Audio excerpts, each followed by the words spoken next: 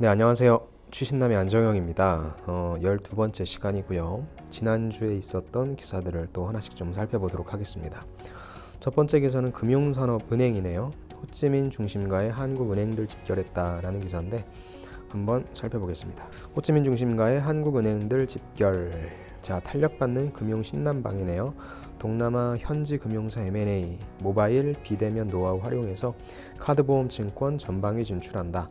베트남 최대 아그리뱅크는 NH농협과 지분투자 논의한다라는 아세안서 꼽히는 금융 한류에 관련된 내용입니다. 그래서 베트남 호찌민시에 위치한 신한베트남은행 본점 1층 영업점에서 현지 직원이 고객들을 상담하고 있는 사진 등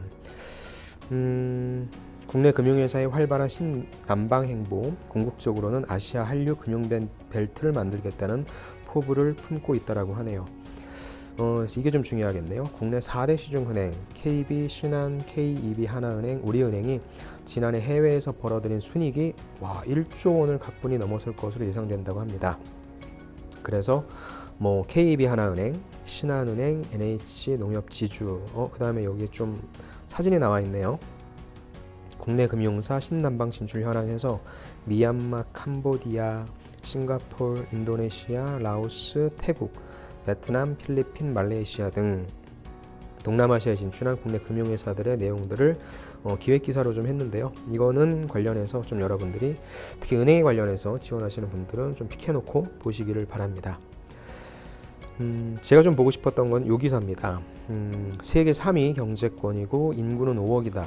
디지털 금융 성장성 크다. 즉 그럼 왜 그렇게 신남방으로 가려고 하는지에 대한 이유를 알아야 되지 않습니까? 왜 신남방인가? 한류 문화에 친숙해 일단 거부감이 적고요. 진출한 한국 기업과 시너지를 기대할 수 있기 때문이다 라는 거죠.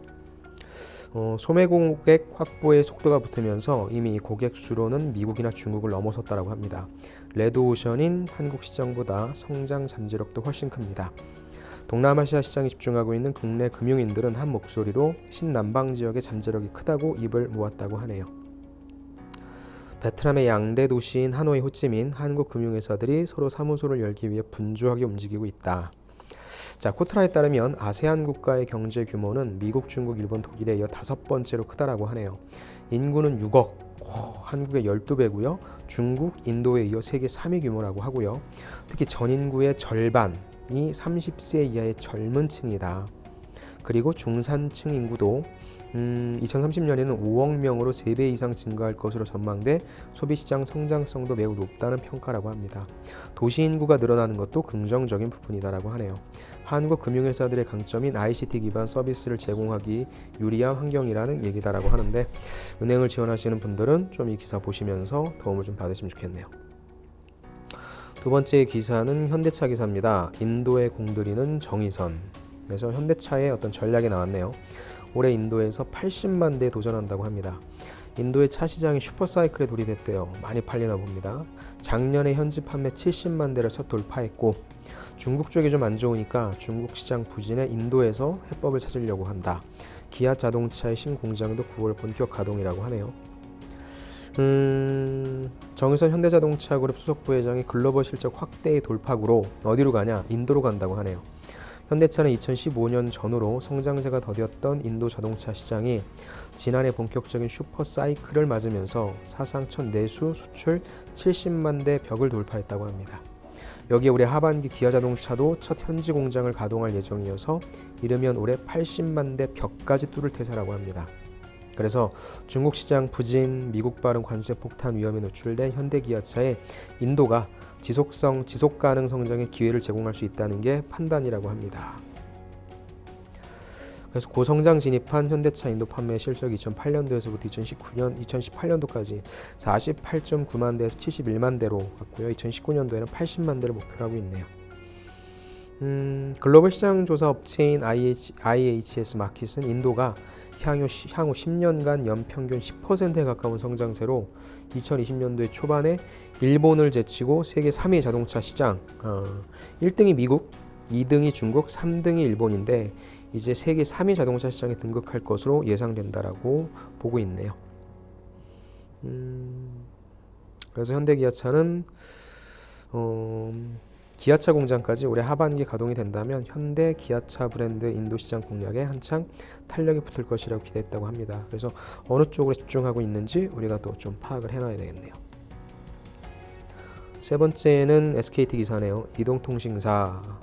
어떤 걸로 변화해야 되냐면 플랫폼 사업자로 진화해야 된다고 하네요. 자, 플랫폼 신사업 공동 발굴 협약, 미국이어 유럽 공략에도 박차다라고 하는 내용입니다. 자, 이제 이동통신 사업자는 유선 무선 서비스를 제공하는 것에서 나아가 통신으로 연결된 모든 사물을 종합적으로 관리하는, 그러니까 통신으로 일단 이제 연결되지 않은 것을 찾는 게 조금 더 쉽겠죠. 통신으로 모든 것들이 연결되어 있는데 이런 것들을 관리하는 종합 정보기술 솔루션을 제공해야 된다. 이를 위해서 다양한 업체들과 협력할 수 있겠죠. 그래서 글로벌 기업들과 협력이 필수적이다라고 하는 내용입니다. 그 중에 하나로 도이치텔레콤은 MOU를 체결을 했다라고 하네요. 개방적 플랫폼을 꿈꾼다. 어떤 거냐? 미래 전시관이 있다라고 하는데 이게 이제 우리도 이러한 이제 시대가 된다라고 하는 거잖아요. 스마트 시티, 스마트 홈, AR, VR, IoT 솔루션이 총망라돼 있다. 예를 한번 봅시다. 스마트 홈이라고 하는 것은 모든 사물이 연결된 공간이다. 탁자 위에 있는 잡지를 내가 딱 집어들면 거실 불이 켜지고 광고면을 만지면 TV에 해당 상품 광고가 재생되고 디지털 잉크 기술을 적용해서 사용자가 책을 만지는 신호를 TV나 조명제와 연결해서 구현했다라고 하면서 부엌에서는 벽면에 설치된 디스플레이가 조리법을 알려주고 선택한 음식에 따라 조리 도구가 세팅이 된다라고 하네요. 사물 자체에서 인터넷이 가능해지는 엣지 컴퓨팅 시대에는 이용자가 모든 기기를 관리하는 게 어렵다. 그래서 통신 사업자가 이러한 것들을 관리하고 제품과 서비스를 제시하는 역할을 할 것이라고 합니다. 무서운 세상이 되네요. 그래서 SK텔레콤이 관련한 다양한 사업자들과 좀 협력하고 있다고 하는데 제가 이 기사를 보여드린 이유는 우리가 5G 하면서 어떤 모습을 구현될지에 대해서 좀 약간 애매하고 좀 아직은 불투명하잖아요. 그래서 이러한 것들이 사업화되고 있다고 하는 관점으로 여러분들이 좀 봐주시면 좋겠네요. 네 번째, 패션 뷰티로 갑니다. 백화점에서 핸드백 매장이 사라지는 까닭. 이유는 하나겠죠. 뭐 안 팔리니까. 매출 부진. 근데 왜 안 팔리냐? 핸드백이 팔리는 개수가 줄어들었다기보다는 유통 경로가 바뀌었겠죠. 한마디로 온라인 쪽이 유통 강화되면서 롯데백화점 본점의 랑방, 데케가 철수했고 신세계백화점도 제품금 20%를 개편했다고 하네요. 어디로 가냐? 중저가 디자이너 브랜드와 고가 수입 명품으로 양극화라고 합니다. 연예인 백팩으로 알려졌던 국내 유명 핸드백 리누이도 올해 봄, 여름 시즌부터 본점 매장을 없앴다고 하네요. 시장에서 4강이라고 불리던 국내 전통 핸드백 브랜드가 수년간 고전하고 있다라는 겁니다. 자, 백화점에서 여성 패션과 더불어서 매출을 떠받치는 주요 상품군이었던 핸드백이 오프라인 매장에서 사라지고 있는데 가장 큰 이유는 매출 부진이겠죠. 그래서 MCN 같은 경우에도 지금 2015년에서 2017년 갔을 때 굉장히 많이 떨어졌죠. 루이카도즈, 메트로시티 등 다 떨어지고 있네요. 근데 모든 제품들이 다 그런 건 아니죠.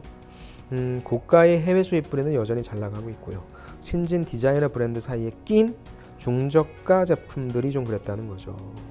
그래서 국내 브랜드 중에서 가장 매출 규모가 컸던 거는 MCM이라고 하네요. 4천억에서 보신 것처럼 3,500억 원대로 줄어들었습니다. 그래서 국내 핸드백을 살 돈이면 조금 더 투자해서 명품을 사던가 아니면 최신 트렌드를 반영한 디자이너 핸드백을 구입하는 게 최근 추세라고 합니다. 또 왜 이렇게 빼냐? 인건비, 매장 관리비 등이 들어가는 오프라인 매장을 접고 당연히 온라인 판매에 집중하는 분위기라고 하네요. 그래서 한섬 같은 경우에도 10대, 20대 고객을 공략하기 위해 현대백화점 그룹, H몰 등 온라인몰에 집중한다는 방침입니다. 이게 지금 유통, 특히 패션 뷰티에서 어렵죠. 그 이유는 일단 애매한 가격대의 제품들을 백화점이라고 하는 오프라인에서 팔다 보면 회사 입장에서는 어려우니까 이런 것들을 해칭해야 되죠. 그래서 하나의 전략이 온라인 쪽 강화한다. 아니면 두 번째 전략은 다양한 상품군들을 만들어낼 수 있겠죠. 아싸리 고가로 가든가 아니면 어떤 디자이너 제품으로 가든가요. 이게 좀 우리에게 시사하는 바가 좀 큰 것 같습니다. 다음 콘텐츠 산업 갈게요. 이거는 영화 관련된 건데 롯데컬처웍스 이쪽이 대박을 쳤죠. 창사 이래 첫 선두 재기 성공, 신과 함께 완벽한 타인 등 규모 장르 다양화 전략 먹혀서 동남아에 140개가 열 계획이라고 합니다. 이게 롯데컬처웍스인지 윅스인지 모르겠네요. 어디는 웍스라고 하고 어디는 윅스라고 하고. 아무튼 롯데가 오랜 부진을 딛고 한국 영화 배급 시장 점유율 1위에 올랐다고 합니다. 여러분들 다 보셨던 신과 함께 원투, 지금 만나러 갑니다, 완벽한 타인 등 중국 규모 영화도 연이어 흥행하면서 또 말모이, 증인, 항거 이런 것들도 계속적으로 출발이 순조롭다고 합니다. 여기서 제가 보여드리고 싶은 건 뭐냐면 전략인 거거든요. 그럼 어떻게 이렇게 좀 흥행작들을 많이 냈냐? 블록버스터와 일부 장르에 치우치면 안 되겠다. 10억에서부터 30억 원대 저예산 영화부터 200억 원대 대작까지 다양한 포트폴리오를 가져가는 게 바람직하다고 봤다. 그래서 관객들한테 더 많은 선택지를 주게 만들었다라는 거고요. 작품도 다양해지고 업계도 건강해질 수 있는 부분이 신인 감독 또한 적극적으로 발굴해야 된다라고 하는 내용인 거죠. 베트남 쪽에서도 역시 좋은 내용들을 좀 들려주고 있네요. 요거 볼게요. 그렇다면은 요즘에 일고 있는 콘텐츠 경쟁 격화는 어떻게 바라볼까? 즉 메리 크리스마스, 셀트리온 엔터테인먼트 등 신생 배급사들이 우수수 등장하고 또 넷플릭스죠. OTT 플랫폼이 득세하는 현실인데 나는 긍정적으로 본다. 왜냐하면 지금은 다양성 시대이고 콘텐츠가 다양할수록 업계도 함께 큰다고 보는 것이죠.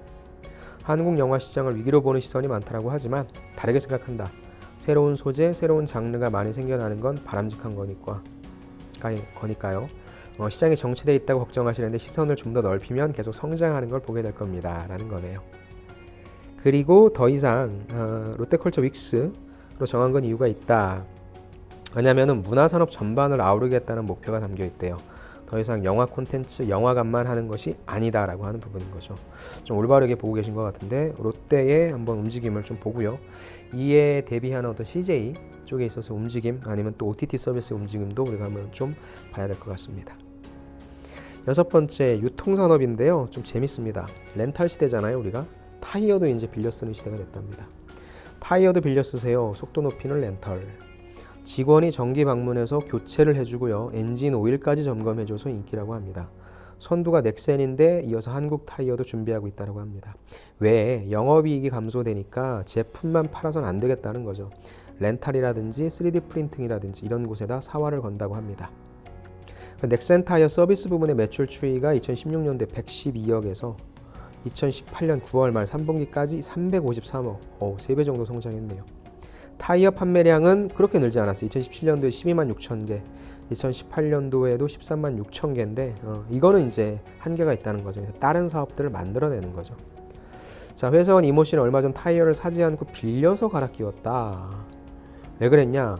나는 평소에 출퇴근할 때뿐만 아니라 드라이브를 하면서 차를 운전하는 경우가 많아 타이어를 자주 바꾸는데 전문가가 직접 찾아와서 관리를 해주다 보니까 이게 참 좋은 것 같다라는 거죠.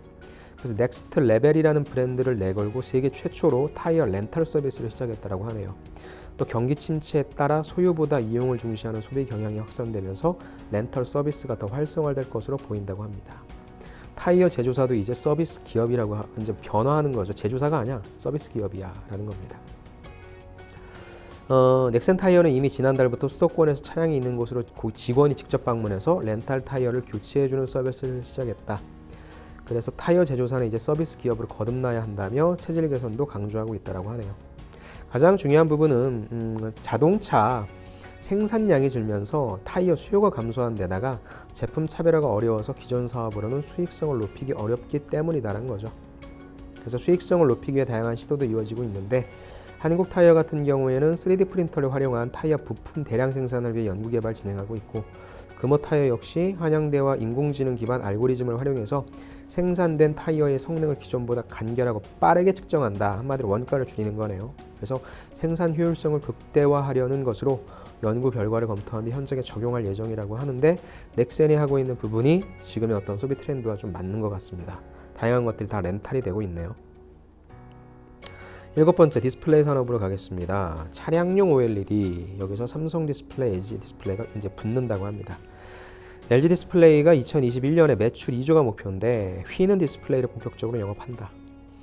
삼성과 하만의 협업인 디지털 콕핏 글로벌 완성차의 공급 확대라고 합니다. 즉 차량용 디스플레이 시장 규모가 2016년도에 48억 달러에서 2019년도 올해는 추정치겠죠. 71.78달러. 와, 억 달러. 엄청나네요. 차량용 디스플레이 점유율이 LG 디스플레이가 1등이네요. 자, 국내 디스플레이 업체들이 차량이 고급화되고 커넥티드카 보급 등에 따라 빠르게 성장하고 있는 차량용 디스플레이 시장 공략을 강화하고 있다. 새로운 시장인 거죠. LG 디스플레이를 바탕으로 LCD를 바탕으로 시장을 선도하고 있는 LG 디스플레이는 2021년까지 차량용 패널 매출을 2조 원까지 끌어올린다는 목표를 세운 데 이어서 올해는 OLED 영업을 통해서 시장 선점에 나선다고 합니다. 삼성 같은 경우에는 아우디에다가 OLED를 공급하기로 한 데 이어서 전자기업 하만과 협업해서 사업을 확장해 나간다는 계획이라고 합니다. 그래서 LG는 차량용 디스플레이는 성장세가 빨라서 새로운 성장 동력으로 집중 육성하고 있다. 기존의 강점 갖고 있는 LCD 제품 등을 적극적으로 활용해서 2021년까지 2조 원 달성할 거다. 커넥티드카 보급 확대 등에 따라 2, 3년 후부터 차량용의 OLED 패널 시장도 빠르게 성장할 것이다. 운전석에서 인포테인먼트를 제공하는 가장 많은 것은 CID, 그 다음에 주행 상태, 동작 정보를 표시하는 클러스터, 뒷좌석용에 있는 인포테인먼트, 지금은 좀 제일 최고급 플래그십 세단 이런 데만 좀 들어가 있죠. 이걸 RSU라고 하네요. CID 클러스터 통합형 등으로 구분된다라고 합니다. 또 LG가 이번에 롤러블 나왔잖아요. 이런 것들이 자동차용 패널 시장에도 큰 변화를 몰고 올 것으로 보고 있다라고 합니다. 삼성 같은 경우에도 2017년 아우디 4세대 A8에 뒷좌석 컨트롤러에 5.7인치 OLED 디스플레이를 공급한 것을 시작으로 아우디 쪽에 계속적으로 공급을 하고 있네요. 또 하만을 갖고 있으니까 디지털 콕핏이라고 하는 곳에 자사의 OLED를 대거 투입할 예정이다. 운전석에 탑재된 12.3인치, 뒷좌석 모니터의 12.4인치, 또 이 밖에도 S자형 커브 깨지지 않는 플라스틱 소재 차세대 커버 윈도우 이런 것들까지 해서 OLED 디스플레이를 장착한 차량이 늘어나며 시장이 본격적으로 성장하기까지는 2, 3년 걸릴 것으로 예상되지만 계약에서 차량 장착까지 1, 2년 이상 필요한 만큼 미리 선점을 해놔야 된다라고 하는 것이 판단이라고 합니다. 새로운 먹을거리죠. 성장 가능성이 높은 한번 체크를 한번 해보시죠. 다음에 토론 면접입니다. 토론 면접에서 제가 늘 말씀드린 게 이제 그 노조가 과연 필요한가라고 하는 질문들 좀 많이 있을 수 있잖아요. 압박 면접으로 들어올 수 있고, 근데 또 하나의 사례 보여드릴게요. SK이노베이션이 30분 만에 임협을 끝냈다고 합니다. 노사가 상견례 때 임금 인상률을 소비자 물가 연동해서 1.5%에 합의했다라고 하고 회사 교섭 역사상 최단 시간이라고 하네요. 여기서 보여드리고 싶은 거는 요 부분이게요. 국내 노사 문화에 큰 경종을 울렸다. 통계청이 발표한 소비자 물가지수에 따라 임금을 올린다는 대원칙을 세워놓으면서 노사 간에 그냥 소모적인 임금 협상 관행의 종지부를 찍게 됐다. 투쟁 단결로 상징되는 소모적인 기존 노사 프레임에서 벗어나서 대기업 노사가 생산적이고 건설적인 모범을 원하는 사회적인 요구를 반영했다. 이게 사실 노조의 필요성인 거잖아요. 그래서 우리나라 노사 문화의 미래지향적인 신노사 문화 패러다임을 제시하고 있다. 임금 협상을 계기로 노사 문화가 한 단계 더 도약하길 바란다. 작은 부분까지 신뢰를 쌓아서 더욱더 견고하고 바람직한 노사 문화가 정착하도록 노력할 것. 이게 노조에 대해서 어떻게 생각하냐라는 질문 이렇게 대답하는 게 제일 좋죠. 노조가 있어야 된다 없어야 된다라는 걸 논하는 것이 아니라 서로가 작은 부분까지 신뢰를 쌓아 견고하고 바람직한 노사 문화가 정착되는 부분이 중요하다고 생각하고 그에 따라 필요하다면 노조가 설립되는 것이고 아니라면 필요가 없는 거죠. 이런 관점으로 좀 얘기를 해주시고 하나의 예로서 이번 SK이노베이션 사례 말씀해 주시면 좋겠네요. 9번째 기사는 롯데푸드입니다. HMR이 아니라 CMR입니다. 3조 원 시장 간편 대용식 진출입니다. 롯데푸드가 곡물 요구르트로 간편 대용식 컨비니언트 밀 리플레이스먼트 시장에 진출한다. CMR은 조리를 하지 않고도 바로 먹을 수 있는 대체 식품을 가리킨다. 그래서 우리가 흔히 동서식품, 농심킬로드 그런 거 있잖아요. 콤프로스트 이런 것들 그런 것들 이 시장을 두고 식품 회사들 간 경쟁이 더욱더 치열해질 전망이라고 합니다. 롯데푸드가 이번에 내놓은 게 한 끼 식사가 될 만한 곡물 요구르트를 개발했다라고 하네요. 그다음에 풀무원에도 있고요. 풀무원에 푸르밀, 서울우유에 플립 요구르트가 있다고 합니다. 이게 중요하죠. 식품업계는 밀레니얼 세대가 주소비층으로 부상하면서 식사 시간을 유연하게 사용할 수 있도록 도와주는 CMR 시장이 빠르게 성장할 것으로 보고 있다. 최근 들어서 아침 식사에 대한 수요가 꾸준히 늘고 있는 만큼 CMR 이것이 보다 맛있고 편리하게 즐길 수 있는 제품으로 진화할 것이다. 그래서 관련된 경쟁도 치열해질 것이다 라고 얘기하네요. 자, HMR, CMR 참 많이도 있네요. 이런 것들 여러분들이 이제 지원하실 때 내용들을 좀 넣어주셔야 되겠죠. 10번째 기사입니다. 진짜 토론 면접 기사입니다. 4대 강보 요즘에 좀 이슈가 되고 있는데 4대 강보 해체에 대한 찬성과 반대입니다. 자, 환경부가 4대강 사업으로 조성된 16개 보 중 세종, 공주, 죽산보 등 3개 보에 대해서 해체를 결정하면서 이것이 맞다 틀리다라고 하는 논란이 거세게 일고 있다. 자, 보가 없더라도 용수 이용 곤란 등 물 이용에 어려움이 생길 가능성은 크지 않은 반면에 수질은 개선될 것이라고 전망을 했다고 합니다. 반면 해체가 결정된 보 주변 지역 농업인들은 반발하고 있다. 왜? 마르고 극심한 농업용수 부족으로 농민 생존권이 위협받을 것이라는 주장입니다. 자, 찬성 쪽입니다. 강을 강답게 만드는 첫걸음이다. 보가 없어도 물 부족은 문제가 없다라는 것이죠. 여러분들 보시면 될 거고요. 이건 뭐 어디가 맞다 틀리다는 아니고 서로의 입장이니까. 반대는 템스강 등 선진국에 이미 설치돼 있다. 환경 순기능 학술적 증명돼 있다라고 하는 내용이니까 이거는 무조건 여러분들 스크랩 해놓으시고 관련된 이슈로서 좀 파악해 놓으시기를 바랍니다. 4대 강보 해체 한층 또 뜨겁겠네요. 에너지 쪽 공기업 같은 경우에는 충분히 나올 수 있는 그런 소재가 되겠네요. 네, 11번째 기사 볼게요. 패션 산업입니다. 갭 지고 에슬레타, 룰루레몬 뜬다.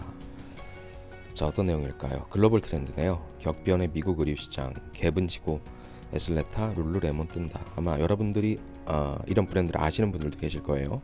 무슨 말이냐면 섹시 코드랑 데님 스타일은 퇴조하고 운동복과 일상복을 겸용으로 하는 에슬레저 브랜드가 급부상하고 있다는 거죠. 빅토리아 시크릿, A&F 기존 유명 브랜드들은 기존 고객 외면의 줄패저 망몽이라고 하네요. 이게 트렌드라고 하네요. 조금만 좀 볼게요. 갭, 바나나 리퍼블릭, 빅토리아 시크릿, 아베크롬비, 피치, A&F 한 시대를 풍미한 미국의 대표 의류 브랜드인데 시대와 유행의 변화 속에 한때 절대 지존 위치했던 이들 브랜드에도 큰 변화의 조짐이 보이고 있다. 데님 스타일, 섹시한 남성 여성미를 두드러지게 강조하던 유행이 퇴조하고 편안하고 건강하며 자연스러움을 추구하는 흐름이 의류에도 영향을 미치고 있다. 그래서 운동복과 일상복을 겸할 수 있는 에슬레저 브랜드가 급성장하고 있다고 하네요. 좀 넘기면 요거 에슬레저의 대표 브랜드는 요가복의 샤넬로도 불리는 룰루레몬이다. 룰루레몬은 오히려 요가복 브랜드로 시작을 했지만 최근에는 기능성 속옷, 평상복 등으로 영역을 확장하고 있다고 합니다. 일상에서 편안함을 추구하는 브랜드라고 하는 거죠. 룰루레몬이 고급 브랜드를 지향하면서 고가 전략을 펼치자 갭의 에슬레타는 중저가 브랜드로 이 시장을 파고들고 있는 형국이라고 하네요. 패션이 어렵습니다. 그래서 여러분들이 패션 사업 지원하실 때 단순히 그냥 여러분들이 좋아하는, 여러분들이 생각하는 그런 브랜드 아니면 그런 어떤 의류 형태를 제시해 주시기보다는 이런 글로벌 트렌드도 한번 말씀해 주시면서, 근데 패션은 워낙에 트렌드가 좀 왔다 갔다 하니까요. 이런 변화의 흐름을 여러분들도 좀 파악해 주고 계시면 좋겠네요. 12번째 기사 갈게요. 인테리어 산업, 이번에는 이케아입니다. 이케아가 처음 들어왔을 때 굉장히 많이 긴장을 했었는데 사실 생각보다는 그 여파가 크지 않았죠. 근데 이케아가 다른 전략을 펼친다고 합니다. 뉴욕, 런던, 파리 번화가를 파고드는 이케아. 예전에 저가 중심의 사업 모델에서 탈피해서 온라인으로 구매한 다음에 매장에서 수령할 수 있게 해주고 가구 임대업에도 뛰어들었다라는 말입니다. 이케아가 변신하고 있다. 이케아의 사업 모델은 고객이 도심에서 다소 떨어진 매장으로 직접 찾아가 가구를 구입한 다음에 직접 집으로 가져가서 조립하는 것이었다. 구매 과정은 번거롭지만 가격 자체가 낮기 때문에 좀 인기가 있었죠. 도심 외곽 지역에 창고형 매장을 열어 물류비를 획기적으로 줄였고요. 그런데 그랬던 이케아가 뉴욕, 런던, 파리 등 전 세계 글로벌 도심 한복판으로 진출하고 있다고 하네요. 실제 지난해 11월 뉴욕, 런던, 파리 등 전 세계 30개 도시 중 도시 중심지로 들어서겠다는 계획을 발표한 바 있다고 합니다. 고객이 직접 가구를 만지고 느껴볼 수 있도록 전시하는 공간을 늘리겠다. 한마디로 체험형 공간인 거죠. 왜 그랬냐? 이커머스로 재편되는 유통업계 패러다임 변화에서 살아남기 위한 것으로 관측된다. 자, 이것만 볼게요. 온라인 공간으로 유통 채널의 일대 전환이 일어나면서 미국 유통업계의 승자와 패자가 명확히 갈리고 있다고 최근 보도했다라고 합니다.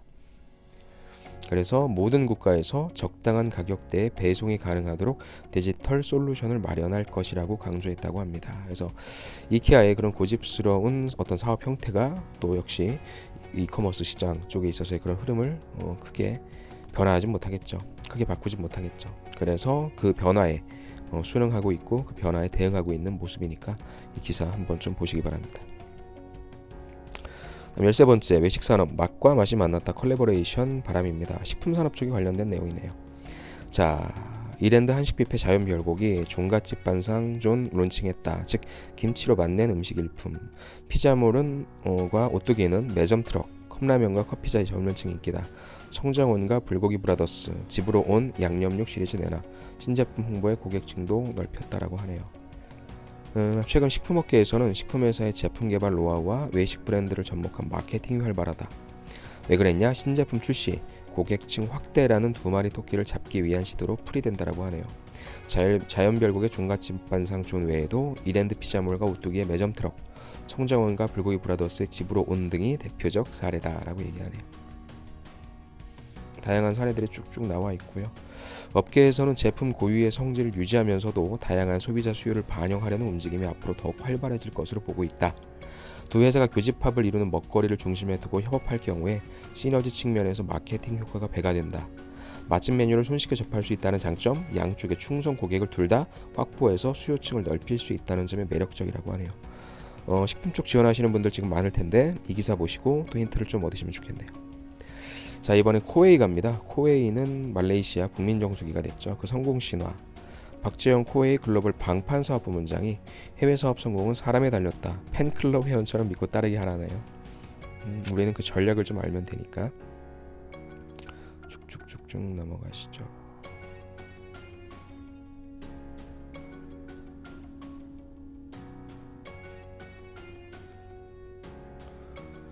고객들이 좋은 서비스를 받게 하려면 서비스를 제공하는 직원들의 역량 강화가 기본이다. 이를 위해서 사업 초기에 총 역량의 절반 이상을 직원 교육과 이직 방지에 쏟았다고 하네요. 직원 교육에 대한 물리적인 투자도 늘렸다고 합니다. 요 가운데 있는 거 좀 볼게요. 2005년에 시장 조사차 찾은 이후에 9년간 법인 이끌며 성공을 일궜다. 사업 초기부터 현지인들을 공략했고 직원 99%는 말레이시아인을 채용했다. 30%가 비싼 가격이었지만 서비스로 뚫었다.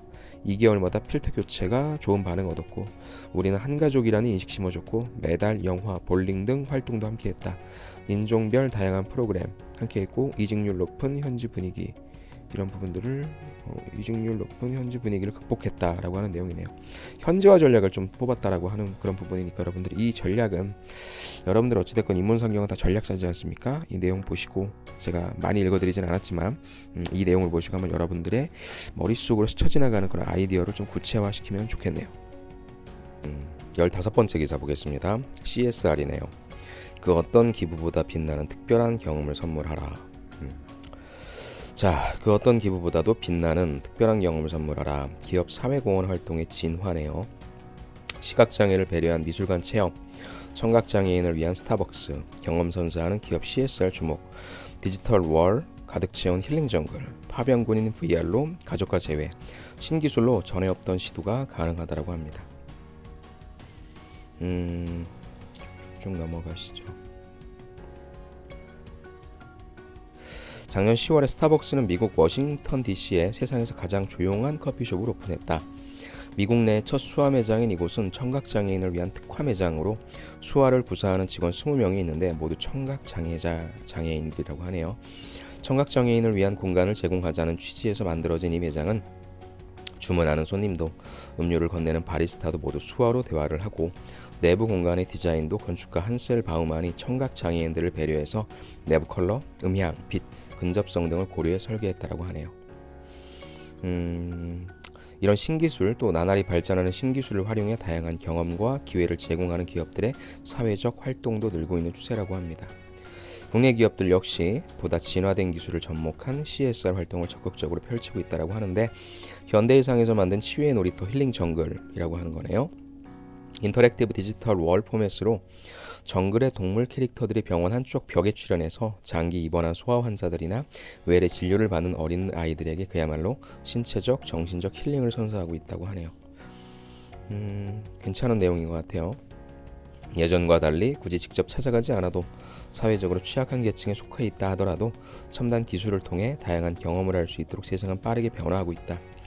따뜻한 기술이 만든 실체를 통해 경험의 가치를 제공하는 캠페인이야말로 기업의 진정성을 전달하는 진화된 방법일 것이다. 개인에게 경험이 최고의 자산이듯 기업에도 경험이 최고의 기부일 수 있음을 기술의 진보와 더불어 생각해 볼 때다. 이 기사는 무조건 봐야 되겠네요. CSR. 그냥 우리가 뭔가 가서 그냥 도와주고 이런 것만 생각했는데 첨단 기술을 활용해서 각 기업들이 어떠한 전략을 펼칠 수 있는지 볼 수 있었던 좋은 사례였던 것 같습니다. 16번째 현대차. 하나의 큰 축이 이제 차량 공유죠. 차량 공유에 공들이는 현대차. 그랩 이어서 인도에 올라도 투자한다. 현대차 모빌리티 서비스 투자 현황 보면 카넥스트 도어, P2P 카쉐어링, 메시코리아 물류 서비스, 레브 카쉐어링, 미고 모빌리티 플랫폼, 그랩 차량 공유네요. 차량 공유 쪽에다가 현대자동차 계속적으로 투자를 하고 있다. 라는 내용이네요. 글로벌 공유 경제 시장과 관련해 다양한 방안을 검토하고 있다라는 내용인데 어떤 내용인지 여러분들이 현대차에 관련된 공유, 차량 공유라는 관점으로 또 기사를 좀 이것 이외에도 좀 추가적으로 좀 보셨으면 좋겠네요. 마지막입니다. 반도체 산업 조금 안 좋다는 내용이에요. 자, 글로벌 반도체 시장 7% 쪼그라들 것. 물론 뭐 맞출 수도 있고 틀릴 수도 있죠. 시장조사 업체 IC 인사이츠, 삼성전자 매출 20% 줄 것이다. 3년 만에 인텔에 1위 내줄 것이다. 라는 그런 기사네요. 올해 반도체 시장 규모가 작년보다 7%나 줄어들 것이라는 전망이 나왔다. 또 지난 1월 반도체 시장 규모가 전년 동월과 비교할 때 30개월 만에 역성장했다는 통계도 등장했다. 왜? 작년 4분기 공급 과잉, 그다음에 IT 공룡들의 데이터 센터 투자 부진, 중국 경기 둔화 등으로 촉발된 반도체 시장 부진 영향이 본격적으로 나타나고 있는 셈이다. 특히 시스템 반도체 등 비메모리보다 메모리 시장이 더 부진해서 글로벌 반도체 매출 1위가 삼성에서 인텔로 바뀔 수 있다는 예측마저 나온다고 하네요. 자, IC 인사이츠는 올해 D램, 랜드 플래시 등 메모리 사업을 중심으로 반도체 시장이 꺾일 것으로 내다본다면서 삼성, SK 하이닉스, 마이크론, 도시바, 글로벌 메모리 업체들 매출액이 모두 줄어들 것으로 하락하고 있다. 그렇게 하락할 것으로 전망하고 있다는 거네요. 아무튼 지금 삼성, SK하이닉스 한창 쓰고 계실 텐데 글쎄요. 이러한 내용들을 언급해 주시면서 그러면 삼성이, 그러면 SK하이닉스가 살아남을 수 있는 방법에 대해서 좀 고안을 해주시면 좋겠지만 뭐 그게 말처럼 쉬운 내용은 아니라 좀 반영해 주실 수 있으면 반영해 주시고요. 그거에 대한 대안 말씀해 주시면 좋을 것 같습니다. 최신남 17가지의 기사를 좀 봤고요. 지금 이 일주일에 한 번씩 하는 것이 어떻게 보면 지금 시점에서는 조금 맞을 수도 있고 아니면 여러분들한테 바로바로 대응해 드릴 수 있는 기사가 있으면 제가 바로바로 대응을 해드리는 게 좀 맞을 것 같아요. 그렇게 해서 여러분들 일단 기사 보시고요. 제가 매일매일 가급적 업데이트 해드려서 자기소개서 항목 분석, 그 다음에 신문기사 업로딩 해드리면서 여러분들 취업에 조금 더 도움 드릴 수 있도록 하겠습니다. 저는 다음 시간에 다른 콘텐츠로 찾아뵙도록 하겠습니다. 수고 많으셨습니다.